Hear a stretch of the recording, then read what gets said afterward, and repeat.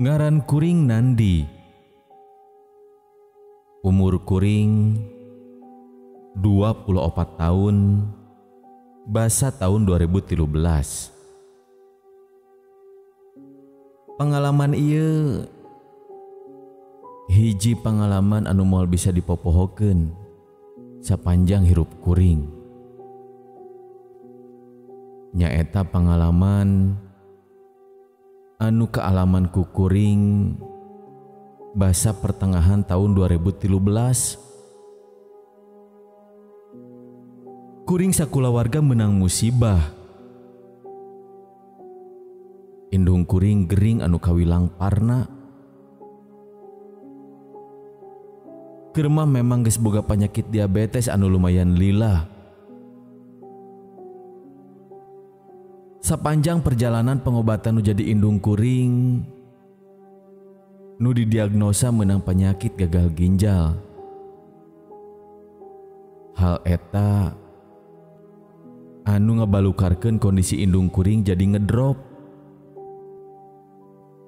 Anu antugna kudu dirawat di rumah sakit nu aya di Bandung, anu teu jauh ti Sukajadi. Salila keur dirawat,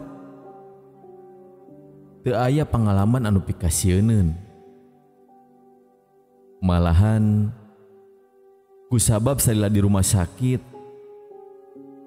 malah nambahan wargi alatan nu boga panyakit anu sarua jeung indung kuring.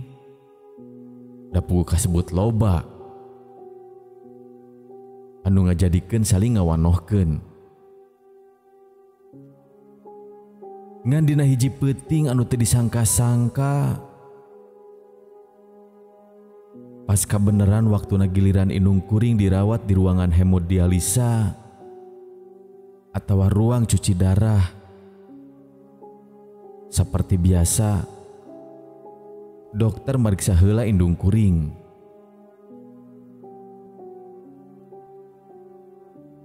Sagalana dicek, termasuk HB darah atau tekanan darahna. Kusabab tekanan darah indung kuring turun, jadi kudu ditransfusi darah. Nu antugna kuring kudu ngirim sampel darah ka bank darah anu aya di lobi rumah sakit. Anu kabeneran aya 2 jalur anu bisa dijugjuk ka lobi rumah sakit. Tapi 2 jalur eta aya di antara pertigaan. Nyaeta lamun ka kenca asupna ka kamar mayit. Lamun lurus nyaeta ka poliklinik. Tuluy lamun ka katuhu nyaeta jalan ka lobi tapi liwat lorong anu muter. Kusabab geus biasa kuring aya di rumah sakit eta, nu ngajadikeun kuring eueuh kasieun. Pas mimiti kuring ka bank darah, kuring nyokot jalur lurus nyaeta ka poliklinik. Anu pasti lamun peuting mah kacida sepina tur paroek. Biasa we, eueuh nu araneh. Najan rasaan teu paruguh oge, cek pamikir kuring. Singket carita sampel darah geus aya di lab bank darah. Kuring balik ka ruangan cuci darah. Ngadaguan indung kuring nu keur dicuci darah. Jam 11 peuting, kuring digeroan ku dokter jang nyokot darah ka bank darah. Singket carita, kuring geus di bank darah jeung geus nyokot darah salabu. Hal anu matak pikareuaseun nyaeta basa di perjalanan kuring rek balik ke ruangan cuci darah. Kabeneran kusabab jalur paling deket tibang darah ke ruangan cuci darah nyaeta ngaliwatan poliklinik. Nyawayah nawe kuring kudu ngaliwat kadinya bari rada tegarna hati oge lantaran jalana parowek keur lempang bari hate rada kareueung aya nu matak pikareuaseun ninggang jarak 10 meter ti kuring kaciri ku kuring aya jelema nu make baju bodas panjang anu panjangna nepi ka tehel tuluy buukna anu panjang manehna diuk dina kursi nyaeta kursi tunggu nu aya di gigireun jalan anu rek diliwatan ku kuring. Kusabab ningali nu siga kitu kuring eureun heula tur ngidik-ngidik naon atuh eta teh. Tapi harita kuring teu boga goreng sangkaan. Sabari lempang saeutik-saeutik kuring ningalikeun manehanana.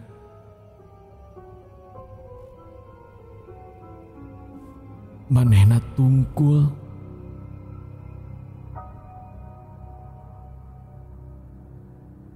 Lalaunan ku kuring diperhatikeun.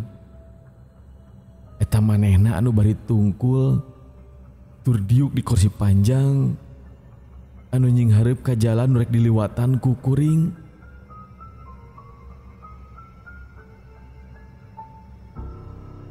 Katempoh ku kuring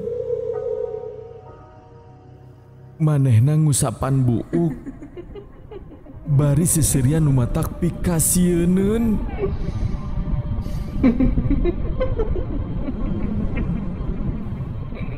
Kuring sempat mikir bahwa eta teh Kunti.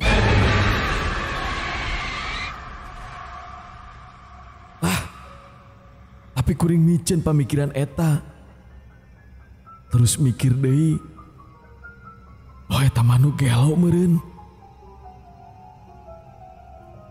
Ku kuring teu dipalire deui eta jelema teh.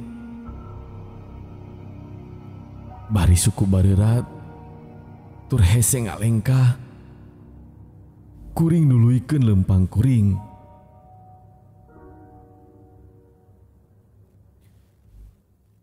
Kuring teu luak liek deui ka tukang.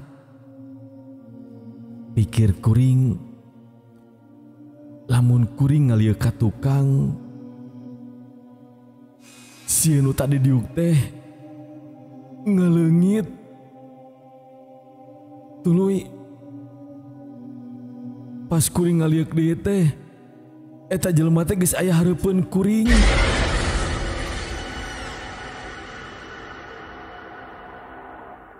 Tapi kaayaan kitu teu kaalaman ku kuring. Singket carita indung kuring geus beres dicuci darah. Sekitar jam 3 peuting tuluy indung kuring rek dipindah ka ruang pemulihan. Pas keur di perjalanan rek ka kamar inap di ruang tunggu kuring ninggali aya hiji awewe keur diuk sorangan. Kusabab geus biasa ngawanohkeun ka keluarga pasien anu sejena, sanggeus indung kuring di ruangan kuring kaluar deui. Niat marek ngawanohkeun jeung ngabagi carita kumaha pasien lamun keur di imahna. Eueuh nu aneh basa kuring ngobrol. Biasa nanya itu ieu jeung ngaler ngidul. Singket carita jika biasana kuring ngahuapan indung kuring. Kusabab indung kuring geus teu bisa ninggali deui. alatan ku penyakit diabetes nu nyababkeun indung kuring teu bisa ninggali eta. Keur dihuapan ku kuring, indung kuring ujug-ujug ngambek. Majarkeun kuring jahil noelan gado indung kuring. Apa nu jadi indung teu bisa ningali? Jahil sia noelan wae gado. Cek indung kuring. Tapi da kuring teu rumasa noelan gado indung kuring. Tapikeun ka indung kuring pasea jeung pasien anu disabeuleheun indung kuring lantaran ngabela kuring. Singket carita, peutingna indung kuring geus bisa balik ka imah. Da kabeneran tadi isuk teh sanggeus sarapan jadwalna indung kuring balik ka imah.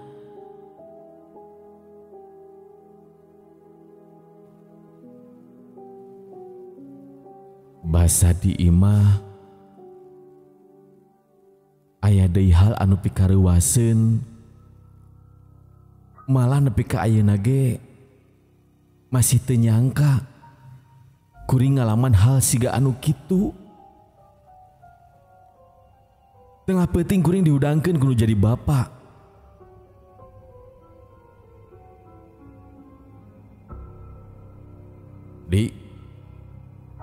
Andi,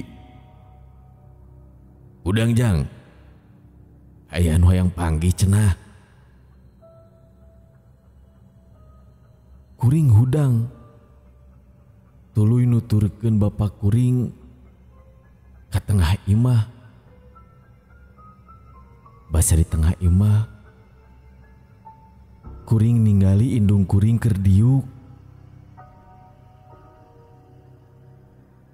Pirasat mah indung kuring teh keur kasurupan.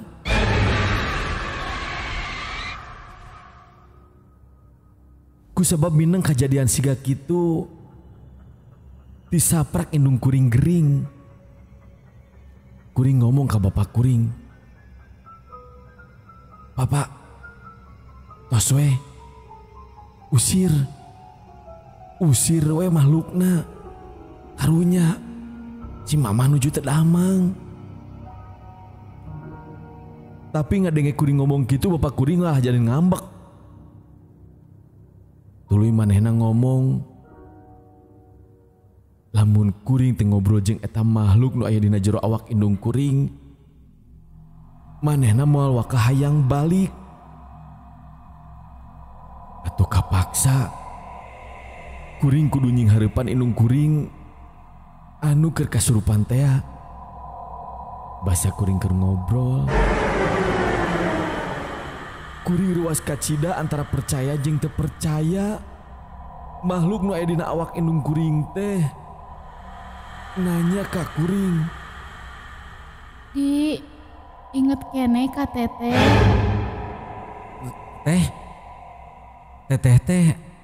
Teteh nu mana? Teteh nu tadi subuh ngobrol. Hah? Maknya? Dah saya mah ngobrol jeung jalma. Kuring rada ngahulang sakedeung. Bari negerkeun hate, tur ngawanikeun maneh nanya ka eta makhluk, "Ari teteh ngobrol sareng abi teh masih aya di kieuna atawa tos teu aya?" Teteh mah tos teu aya deui di dunya. Aduh, nah bisa ngobrol siga jalmi kitu. Manehna ngajelaskeun yen baheula manehna maot alatan jadi korban KDRT kudu jadi bapakna. Kusabab manehna teu daek ini jadi TKW. Sanggeus jadi korban KDRT mah, manehna sempet kritis. Tuluy rek dibawa ke rumah sakit. Tapi kusabab telat, jadi satepina di rumah sakit manehna kaburu maot.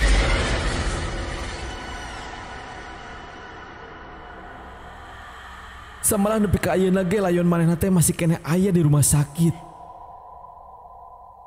Tuluy kuring nanya ka manehna. Ras, ayeuna kumaha hoyongna? Teteh mah atoh tiasa ngobrol sareng Nandi. Sabab Nandi teh ku teteh tos dianggap asa adi sorangan. Teteh mah moal ngaganggu. Ngan hiji ngelingan hungkul. Isi iraha-iraha ka rumah sakit deui. Tong daek ka mana wae komo sosoranganan. Loba makhluk nu sabangsaning teteh. Tapi nu sejen mah jahat. Sok nyelakakeun. Nah kusabab urang ayeuna geus wanoh. Bisi ke iraha-iraha deui ka rumah sakit. Urang ngobrol deui nya. Kitu cenah cek eta makhluk teh. Anu matak. Nepi ka ayeuna kuring inget keneh jeung kuring mikir ya naon anu dialaman ku kuring teh. Bener atawa henteu? Yang jelema anu ngobrol jeung kuring tadi subuh teh geuningan geus maot. Geuningan manehna teh jurig.